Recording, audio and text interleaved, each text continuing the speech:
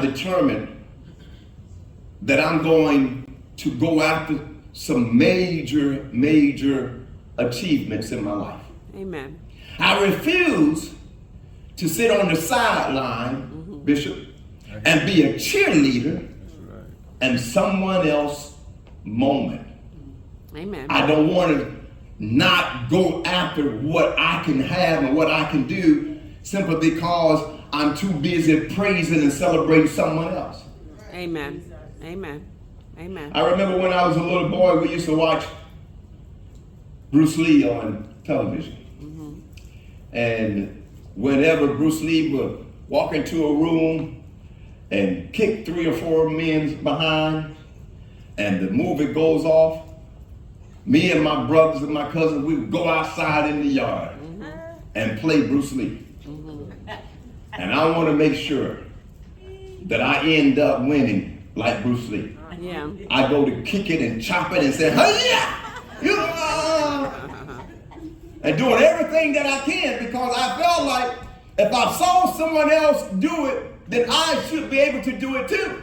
Yeah. But most folks, ladies and gentlemen, when they see other folk doing things, instead of them believing they can do it, they sit back and just clap and cheer someone else on. But that's not how life was ordained to be. Life is ordained for you to get in the fight and win, for you to get in the race and win, for you to get in life and win. It's designed that way. Amen. It's not designed for you to be a cheerleader for someone else. It's designed for you to be a champion yourself. Yes. Say this with me. My life is what I make it. Is what I make it. I believe this. I believe that when it comes down to living your life, that you gotta have a dream. Yeah. And for years and years, we go through life without a dream. When you see somebody that's not going anywhere, that's not doing anything, that doesn't have any aspirations, doesn't have any goals, that's because they stopped dreaming. Yeah. People dream when they're in their teens. They want to grow up and be a lawyer. They want to grow up and be a doctor. They want to grow up and be a psychiatrist. They want to grow up and be an engineer, an architect, a judge, a surgeon, a police officer. They want to grow up and do great things. They're dreaming at that time. And then some, when they get it out of high school, they lose that aspiration to make that dream become a reality.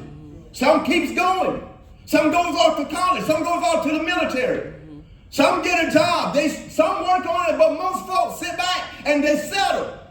And then by the time you get into your 30s, if things are not happening like you want, then you begin to try a couple other things, trying to see if you can spark a fire. Yeah.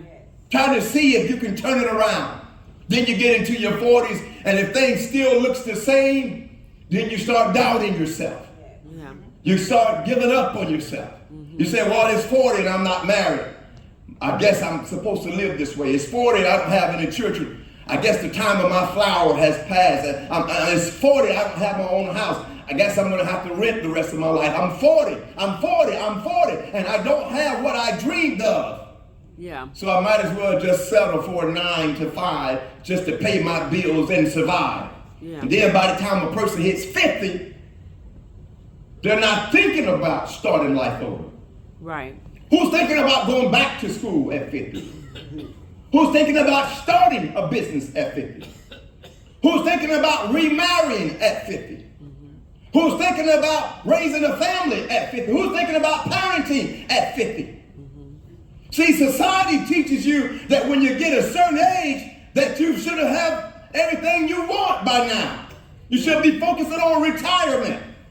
But society has jacked up our understanding, because God never said to slow down at 50. God never said to sit down at 50. God never said to lay down and to give up at 50. God said, be not weary in well-doing, because in due season you will reap if you don't faint. Amen. So I say to you, many of us owe ourselves an apology. That's right. For giving up on us just because we made it past 50. Yeah.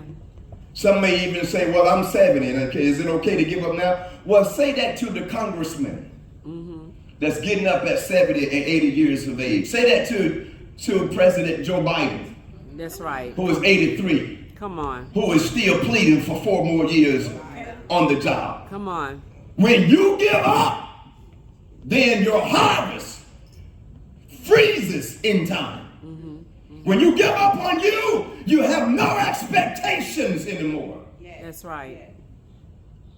How can you give up if you're not living in your own home? How can you quit when you're living off of government subsidy? How can you give up if you're living off of welfare and child support? How can you give up if you're living on a fixed income?